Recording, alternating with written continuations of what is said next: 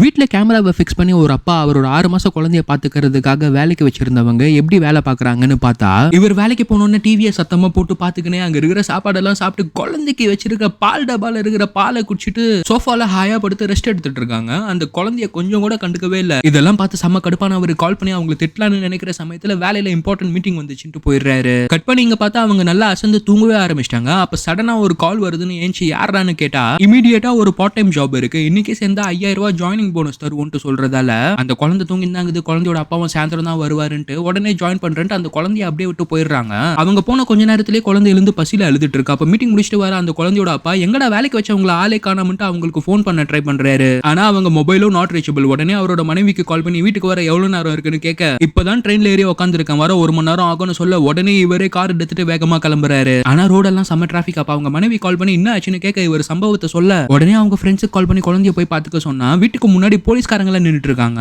என்ன ஆச்சுன்னு பதறி அடிச்சு வீட்டுக்குள்ள போய் குழந்தைய பாக்குறவங்களுக்கா சரியான ஷாக்கு.